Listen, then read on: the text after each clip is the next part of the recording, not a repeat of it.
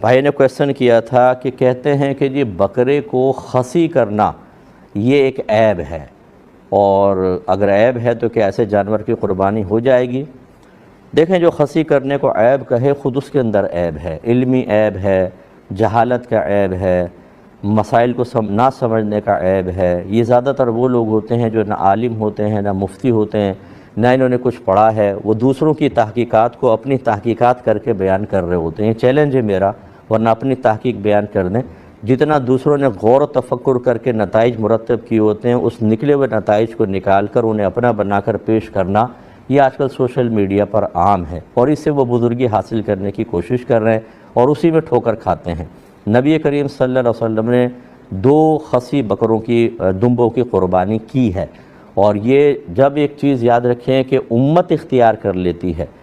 جب یعنی ایک لفظ جو ہے نا علیہ عمل الامہ، اس مسئلے پر امت کا عمل ہے۔ امت سے مراد اس میں علماء بھی ہوتے ہیں، بڑے بڑے مفتیان کرام، عوام الناس کی اکثریت کسی چیز پر عامل ہو جائے، یاد رکھیں یہ زبردست قسم کی مستقل خود ایک شرعی دلیل ہوتی ہے۔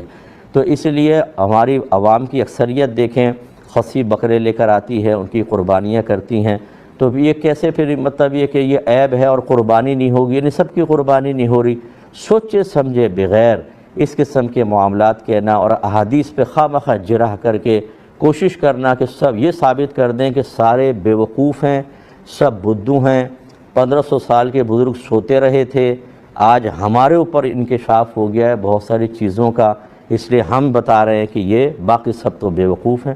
آپ خود سوچئے کہ ایسے شخص یا ایسے لوگوں کے بارے میں آپ کا کیا خیال ہوگا؟ کیا یہ سمجھدار ہو سکتے ہیں؟ یہ معاملہ ہو رہا ہے کہ تمام ایسی باتیں چن چن کے نکالتے ہیں کہ جس سے اکابرین کے خلاف کوئی بولے، جو ماشاءاللہ قرآن و حدیث سے نکالے ہوئے مسائل ہیں ان کے اوپر انگلیاں اٹھائیں،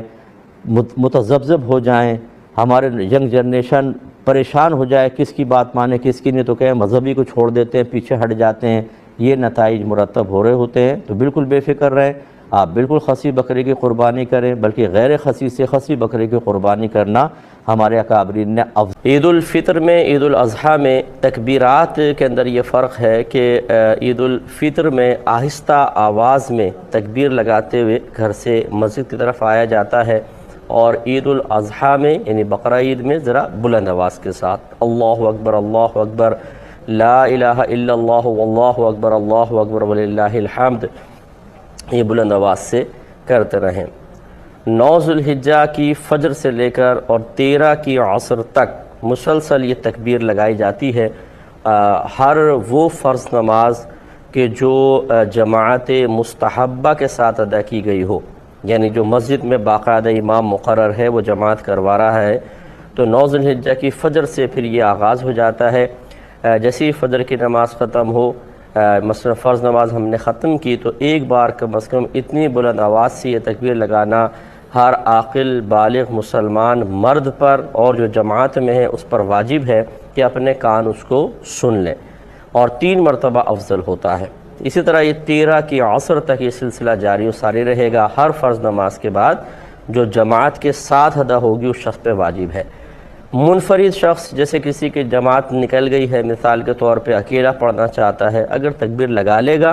بہت اچھی بات ہے، نہیں لگائی تو کوئی گناہ نہیں ہے۔ اسی طرح اگر کوئی اور اسی مطلب جو تکبیر نکل گئی، مثال کے طور پہ ہم جماعت سے نماز ادا نہ کر سکے، تو ان تکبیرات کی کوئی قضا نہیں ہوتی ہے۔ اور چونکہ ہماری بہنیں جماعت میں حاضر نہیں ہوتی ہیں تو وہ اپنے گھر میں جب فرض نماز ادا کرے، اگر وہ چاہیں تو اس کے بعد تکبیر لگا لے، لیکن ان پر بھی یہ تکبیر واجب نہیں ہے۔ ہاں اگر لگائیں گی تو اچھا ثواب مل جائے گا، لیکن اتنی بلند آواز سے نہ لگائیں کہ کسی غیر مرد تک آواز پہنچے، اپنے کان تک بس آواز پہنچ جائے۔